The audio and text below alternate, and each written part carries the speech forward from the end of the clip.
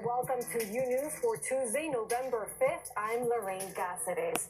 An urgent manhunt is underway after an American family was ambushed in Mexico. The family has American citizenship but lives in a ranch in the Mexican state of Sonora. The caravan of cars was headed to a wedding in nearby Chihuahua when the group was attacked, killing at least 3 women and 6 children. Claudia Zurita has the latest from Mexico.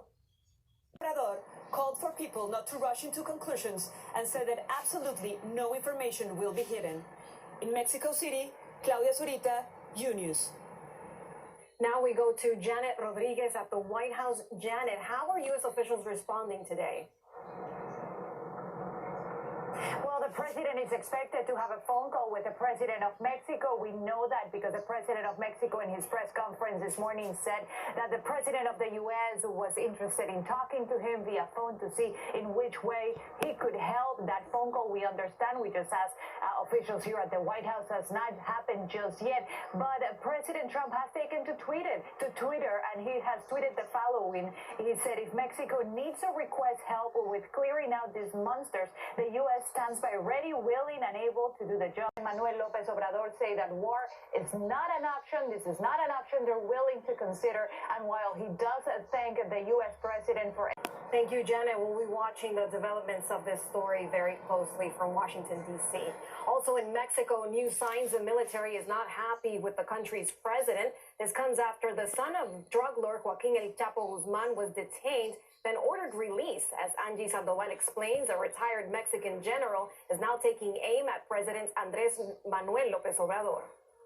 6 new developments in the impeachment inquiry. Newly released transcripts of the testimonies given by key witnesses are offering more details on the behind-the-scenes events that led to this investigation. House impeachment investigators will be calling in acting White House Chief of Staff Mick Mulvaney to testify as early as this week. He is part of a growing list. 2 White House officials scheduled to testify today are not expected to appear. Since last week, many witnesses have refused to comply with congressional requests to testify. The Justice Department now saying Congress can't force officials from the executive branch to testify about matters that might involve protected information without government lawyers present. Meanwhile, jury selection gets underway today in the criminal trial of longtime political operative Roger Stone. The former voters in several states are heading to the polls today, and although it's not 2020 yet, the results in certain key states could offer a glimpse of what's coming next November. Claudia Uceda has more. Republicans winning Mississippi, Kentucky, and Virginia, that will be considered a good night. A good night for Democrats will be winning Kentucky and Virginia. In Washington, I'm Claudia Uceda. Now, back to you.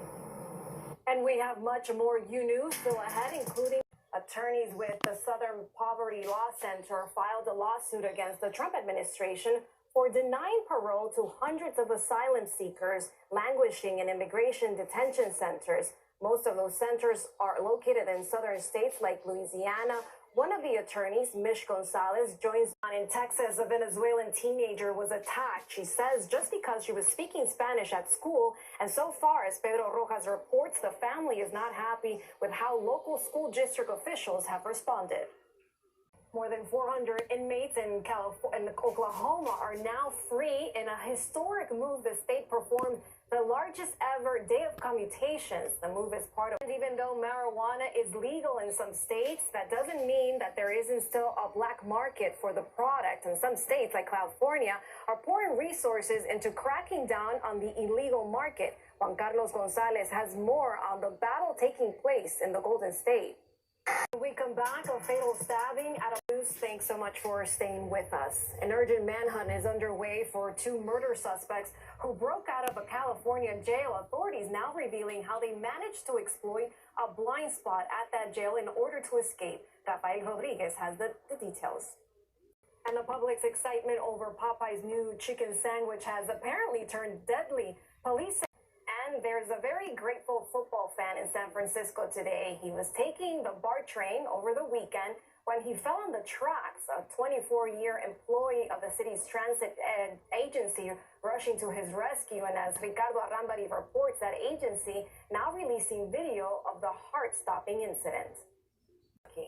Now, news from around the world is coming up next. When we come back, Microsoft revealing the findings of a 4-day work week. And there's a new study about screen use and brain development in young children. Annabelle Sedano has the details in today's Tech Report. Hi there, that's right, and we begin with this. A new study indicates that screen usage, including television, that was your daily dose of tech news. Have a good one, guys. Now let's go to Maite Imperiano. She's standing by with a preview of what's coming up in the next hour of Unews. Maite, what do you have for us? Hi, Lorraine. Yes, thank you very much. Coming up in the next hour of Unews, we have the latest on what authorities are calling a foiled bomb plot to a synagogue in Colorado. This after the men had allegedly made threatening comments to a city's Jewish community. We also have the latest on the search for a killer or killers. Authorities on the hunt after a retired New Hampshire couple is found dead at a Texas beach. And we also have the story that impacts millions. With so many smart devices connected to the internet in our homes, how easy are they for hackers to access?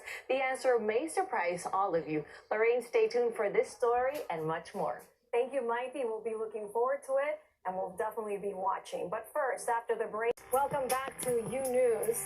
A 5-year-old boy from Louisiana is turning heads for his musical abilities.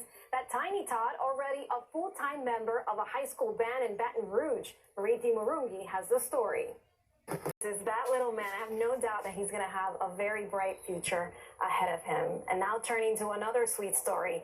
A life-saving emergency did not ruin a Chicago police officer's picture-perfect proposal. Listen to this. But that's all the time we have for the first hour of Unews. I'm Lorraine Caceres. Stay tuned for the second hour. My friend and colleague, Maite Imperiano, has much more ahead.